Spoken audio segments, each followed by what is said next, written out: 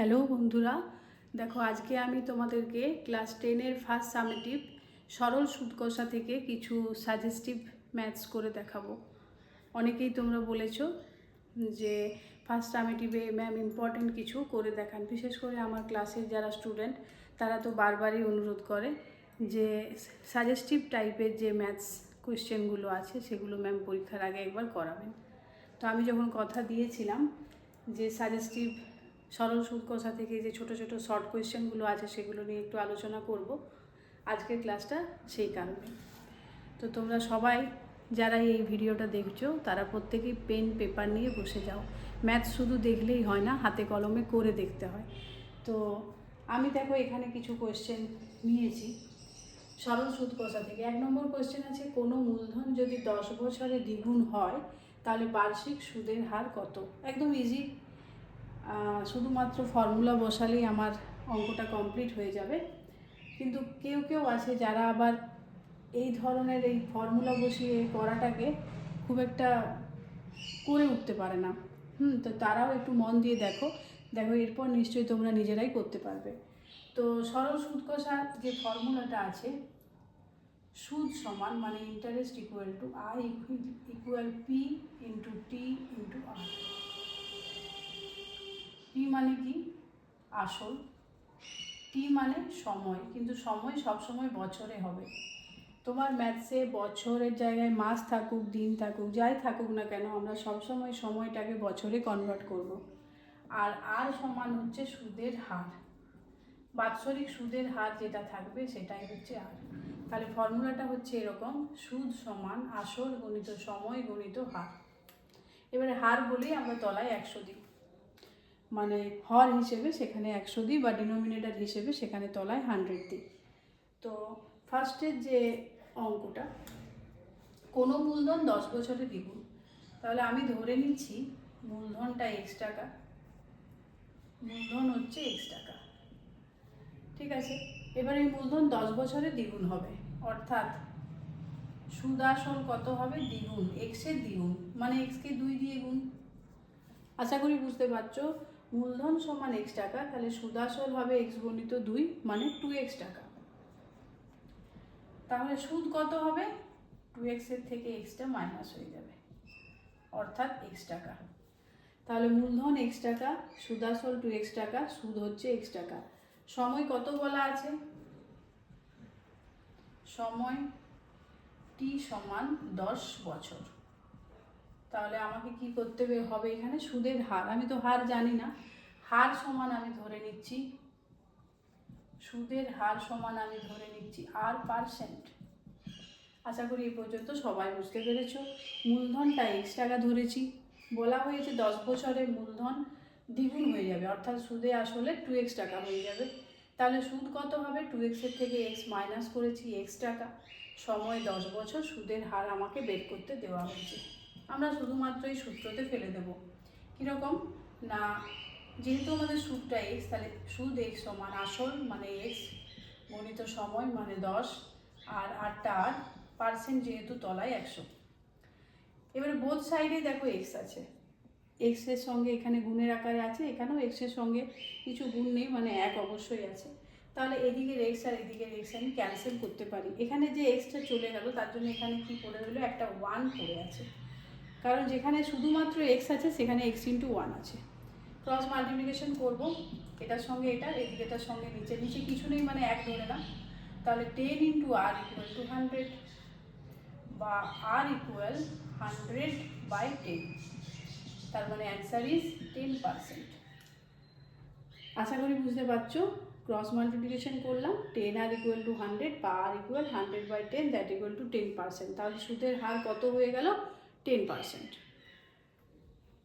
এরপরে দেখো আমরা 2 নম্বর কোয়েশ্চেনে এসে গেছি। বার্ষিক 10% সরল সুদের হারে কত বছরে সুদ আসলে 3/5 অংশ হবে? তাহলে হারটা কত বলেছে? 10%। হার সমান 10%। সুদের হার লিখি, সুদের হার সমান 10%।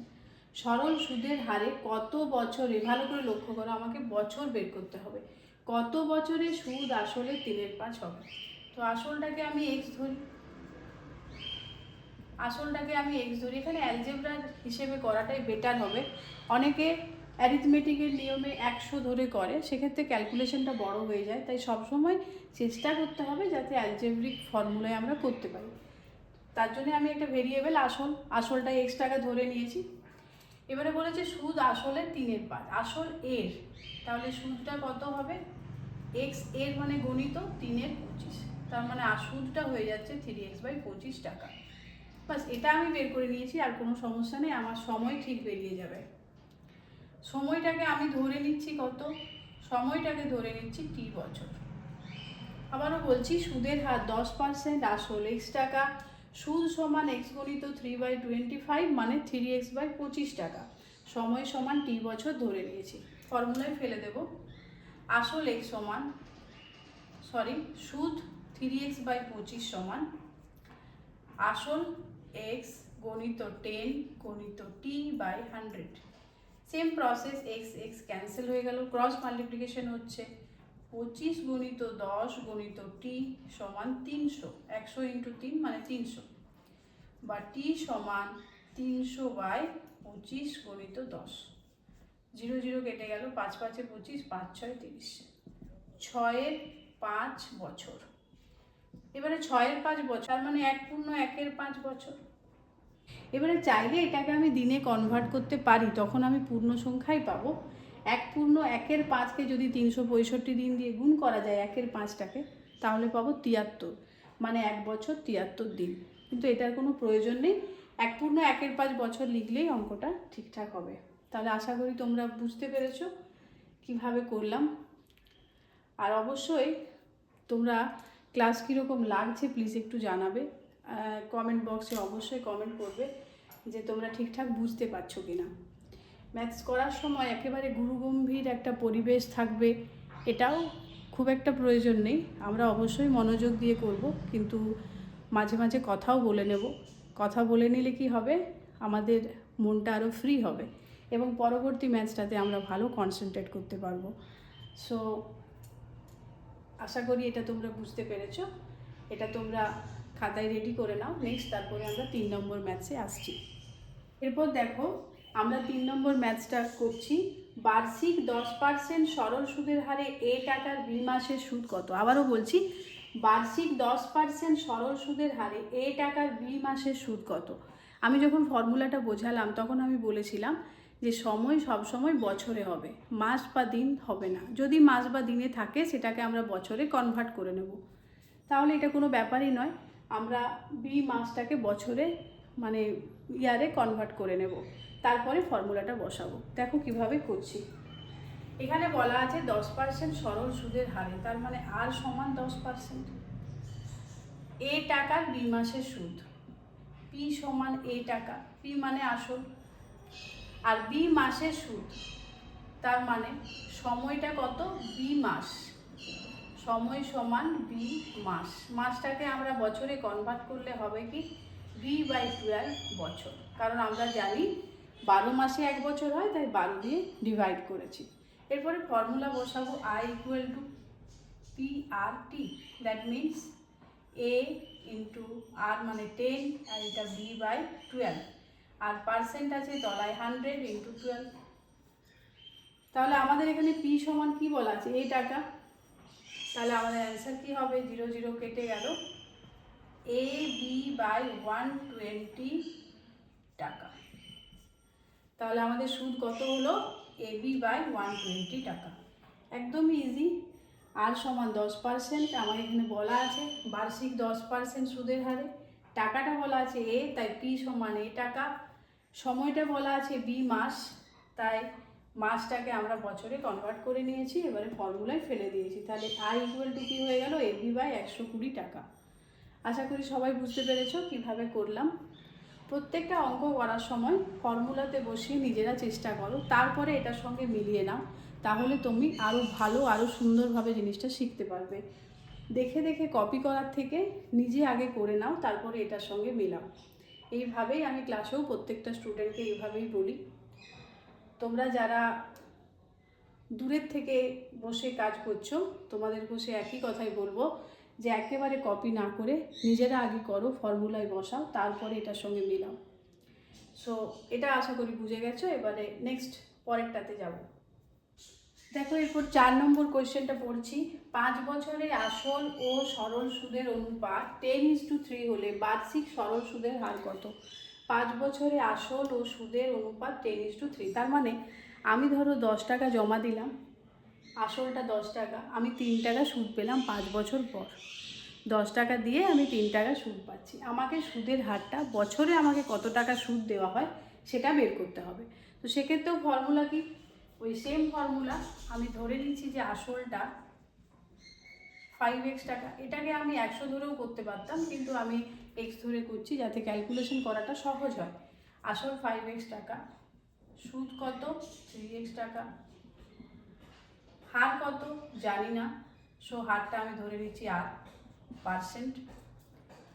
আর সময় কত? 5 বছর। আসলটা বলা আছে 5x না, সরি, আসল বলা আছে 10x টাকা, আর সময় কত বলা আছে? 5 বছর। কোনো সমস্যাই নেই, আমি ফর্মুলায় ফেলে দেবো। এখানে সুদ সমান আসল গণিত সময় গণিত হার বাই 100, অর্থাৎ PTR বা PRT বাই 100। তোমরা বারবার যখনই এই ধরনের ম্যাথসগুলো করবে, বাড়িতে যখন প্র্যাকটিস করবে, সব সময় তোমরা ফর্মুলা লিখে অভ্যাস করবে। তাহলে ফর্মুলাটাকে তোমাকে আলাদাভাবে আর মুখস্থ করতে হবে না, বারবার প্র্যাকটিসের সঙ্গেই তোমার ফর্মুলাটা রেডি হয়ে যাবে। আসল সমান 10x, সময় কত? 5, হার কত? R বাই 100, আর এটা হচ্ছে 3x। বোথ সাইডে x আছে, x ক্যান্সেল করে দিলাম, 0 0 কেটে গেল, তাহলে একটা 10, cross multiplication, 5r equal 30, r equal 30 by 5, that equal to 6। Therefore হার ইকুয়াল 6%। আশা করি সবাই বুঝতে পেরেছো। আসল 10x টাকা ধরেছি, সুদ 3x টাকা, হার r%, সময় 5 বছর। সুদ সমান আসল গণিত সময় গণিত হার বাই 100, তাহলে 3x সমান 10x into 5 into r by 100। Calculation করে নিলাম, r ইকুয়াল টু 6, তাহলে অতএব হারটা কত? 6%। ঝটপট তোমরা করে নাও, তারপরে আমি নেক্সট কোয়েশ্চেনে যাচ্ছি। এরপর দেখো 5 নম্বর কোয়েশ্চেনে আমি আসছি। বার্ষিক সুদের হার 4% থেকে 3.34% হওয়ায় এক ব্যক্তির মাসিক আয় 60 টাকা কম হয়। ওই ব্যক্তির মূলধন কত? অর্থাৎ কোনো একজন লোক হয়তো ব্যাংক থেকে বা কোনো একটা অর্গানাইজেশন থেকে 4% হারে কোনো একটা টাকা কিছু জমা রেখেছে। কোনো কারণে সুদটা কমে গেছে, 4% ছিল, এখন কমে গিয়ে 3.34% হয়েছে। তাহলে ও মাসিক, হয়তো মাসিকভাবেই টাকাটা নিত, মাসে মাসে ওর সুদটা নেয়, ওর মাসিক আয় তখন 60 টাকা কমে যাচ্ছে। তাহলে মাসিক আয় যদি 60 টাকা কমে যায়, এক মাসে যদি 60 টাকা কমে যায়, 12 মাসে নিশ্চয়ই 12 গুণিত 60 মানে 720 টাকা কম হবে। বা আমি এটাকে মাস ধরেও করতে পারি, যেভাবেই হোক সলভ করলেই আমার হলো। ওই ব্যক্তির মূলধন কত? আমাকে মূলধনটা অর্থাৎ আসলটা বের করতে হবে। কিভাবে বের করব? প্রথমেই আমি ধরে নেব যে আসলটা হয়তো ওর x টাকা ছিল।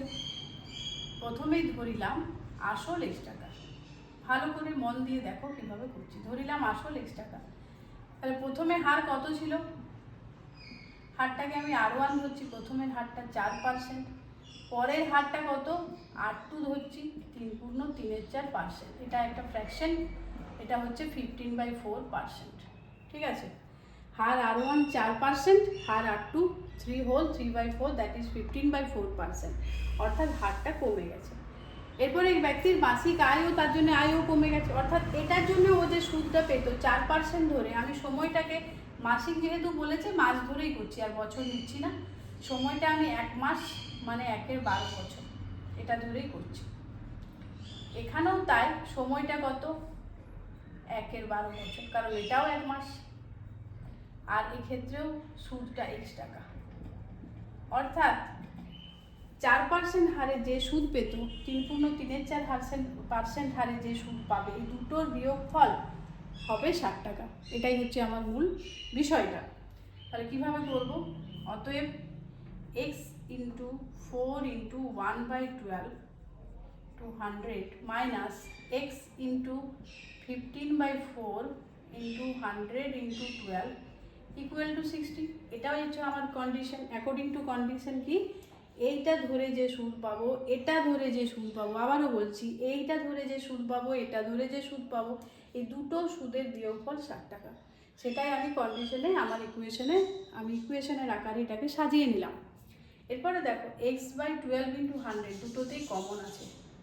এই পোর্শনটা দেখো ভালো করে লক্ষ্য করো, এটা আর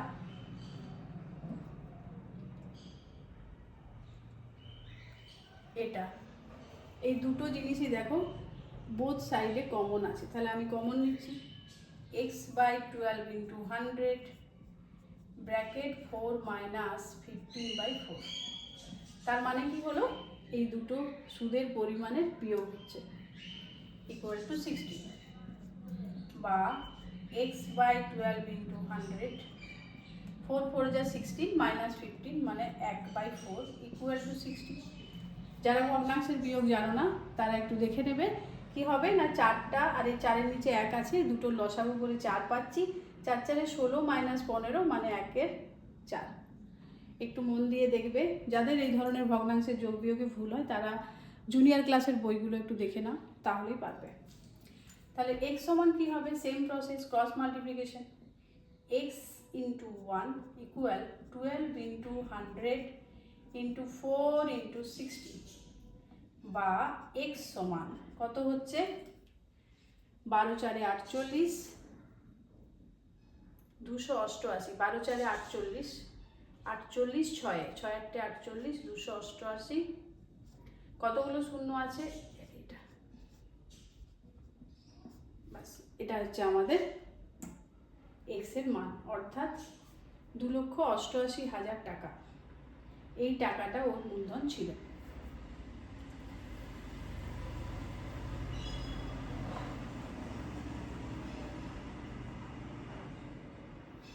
তাহলে ওর মূলধন কত, অতএব ওর মূলধন কত আছে, 0 0 0, 3টে 0 দিয়েছি, আর 12 × 4 × 6 288। তার মানে মূলধন সমান 2,88,000 টাকা। এটা আশা করি সবাই বুঝতে পেরেছো কিভাবে প্রবলেমটা সলভ হলো।